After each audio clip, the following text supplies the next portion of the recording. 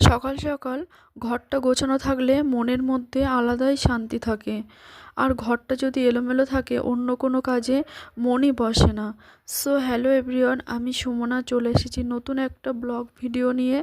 আর সত্যি কথা বললে রবিবার আসলে যেন মনের মধ্যে আলাদাই শান্তি লাগে। নিজের মতো নিজের কাজটা আমি গুছিয়ে করতে পারি। আর অন্য দিন সেটা একদমই হয় না আমার সাথে। তো দেখো সকালবেলা উঠে আমি জামা কাপড় ছিল কিছু সেগুলো প্রথমে ভাঁজ করে নিয়েছি। আর এখানে দেখো এখনও ঘুমিয়ে আছে বরমশাই, তো ভাবলাম বিছানাটা ভালো করে ওই দিকটা গুছিয়ে নিই, তারপরে যখন উঠবে তখন আবার ভালো করে গুছিয়ে নেব। একবার বাইরে বেরিয়ে গেলে আর ঘরে এসে বিছানা গোছানোর টাইম হয় না। আবার মাঝে মধ্যে এরকমও হয় বাইরের সমস্ত কাজকর্ম করে এসে ঘরে বিছানাটা তুলে নিই। তো আজকে প্রথমেই ভাবলাম জামা কাপড়টা ভাঁজ করে বিছানা তুলে তবেই বাইরের কাজকর্ম সমস্তটাই সারবো। তো দেখো বিছানাটা আমি মোটামুটি তুলে নিয়েছি। আর ওইদিকে জানালাগুলো খুলে দেবো এদিকের ওদিকের, যেহেতু বাইরে থেকে আলো আসলে বেশ ঘরটা ভালো লাগে। আর এখন আস্তে আস্তে ঠান্ডাটাও কমে যাচ্ছে। শীতের সময় জানলা একটু দেরি করেই খুলি, যখন রৌদ্র ওঠে তখনই জানালাটা খোলা হয়, কিন্তু গরমের সময় সকাল সকাল জানালা খুলে দিই। আর এখন আস্তে আস্তে ঠান্ডাটা যেহেতু কমে গেছে ওই জন্য সকাল সকাল উঠেই জানালাটা খুলে দিয়েছি। আর এই টাইমের ওয়েদারটা সত্যিই খুব ভালো লাগে। মানে সারা দিনটাই অতটাই ঠান্ডা থাকে না, রাতের বেলা একটু একটু ঠান্ডা লাগছে। তো এই ওয়েদারটা আমার খুবই ভালো লাগে। কিন্তু এরকম টাইমে আবার বেশি সর্দি কাশি হয়। যাই হোক, আমাদের সমস্ত ওয়েদারের সাথে মানিয়েই চলতে হবে। আর ঝাড় দেওয়ার সময় সমস্ত নোংরাটা না দরজার মধ্যে ঢুকে যায়, ওই জন্য দরজার ওখানটায় একটু ভালো করে ঝাড় দিয়ে নিয়েছি। তো দেখো কালকে বাজার থেকে সবজি নিয়ে এসেছিলো বরমশাই, সেইগুলো আমি গুছিয়ে নিচ্ছি। তারপরে দেখো যেহেতু ঘর থেকে নোংরাগুলো বাইরে বার করে দিয়েছি, আর বারান্দাটাও আমি ভালো করে ঝাড় দিয়ে নেব। আর দেখো আমি এই যে বাইরেটাও ঝাড় দিয়ে নিচ্ছি। আর আমাদের জায়গাটা কিন্তু একদমই কম, ছোট জায়গার মধ্যে আমাদের 3 জায়গায় মিলেমিশেই থাকতে হয়। যেহেতু আমার বরেরা 3 ভাই, ওই জন্য সবাইকেই মিলেমিশে থাকতে হয়। পরে যখন নিজেরা মানে জায়গা কিনতে পারবো তখন আবার অনেকটাই জায়গা হবে। যাই হোক, এইভাবেই দিন কেটে যাচ্ছে। পরিস্থিতি যেমনই হোক সবাইকে মানিয়ে থাকাটাই দরকার আমাদের। দেখো কথা বলতে বলতে আমার ওইদিকে বারান্দা ঘরবাড়ি ঝাড় দেওয়া হয়ে গেছে, আর আমি বাইরে এই যে উঠোনটাও ঝাড় দিয়ে নিচ্ছি। তো এই উঠোনটাও আমাদের একদমই ছোট, অল্পই জায়গা। তো ছোট জায়গা হোক না কেন নিজেদের বাড়ি নিজেদের পরিষ্কার করে রাখতে হবে, বড় জায়গা হোক আর ছোট জায়গা হোক সেখানে তোমাকে মানিয়েই থাকতে হবে। শ্বশুরবাড়ি যেমনই হোক তোমার সেখানেই থাকতে হবে, এটাই হচ্ছে মেয়েদের জীবন। আর সকাল থেকে উঠে তো কাজের কোনো শেষই নেই। দেখো এখানে জামা কাপড় ছিল, তো জামা কাপড়গুলো আবার ভেজাতে হবে। আর ওইদিকে জলও চলে এসেছে, ওই জন্য জলটাও তুলে নিতে হবে। একটা কাজের পরে আর একটা কাজ ঠিক চলেই আসে। তো দেখো সমস্ত জামা কাপড়গুলো যেগুলো আমি বার করেছিলাম সেইগুলো এখন ভিজিয়ে দিচ্ছি।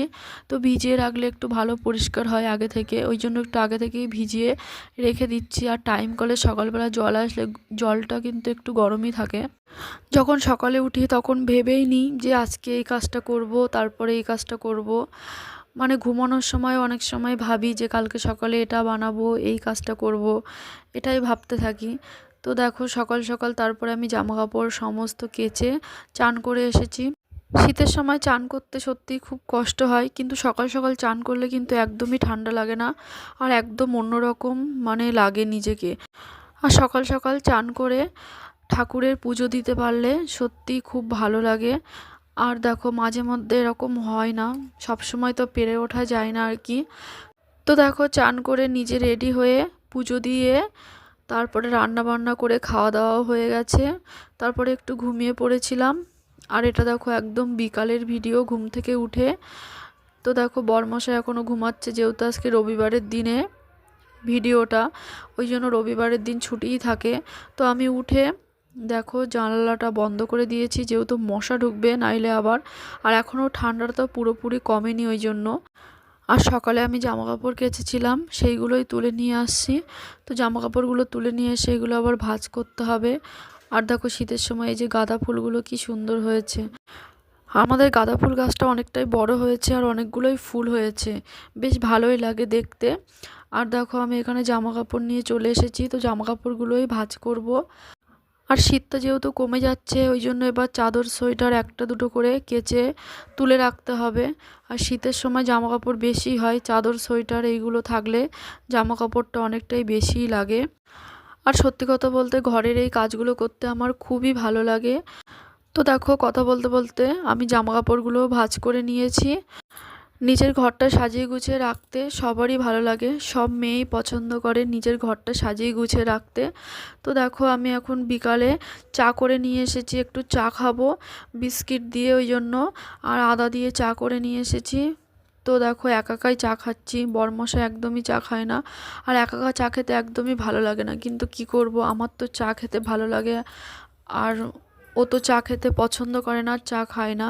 তো আমি চাটা খেয়ে নিয়েছি। তারপরে দেখো এইদিকে শুয়েছিল, উঠে যেতে আমি বিছানাটা আবার ঠিক করে নিলাম, যেহেতু শুয়েছিল তখন পুরোপুরি বিছানাটা আমি ঠিক করতে পারিনি। তারপরে দেখো বিছানাটা ঠিক করে নিয়েছি।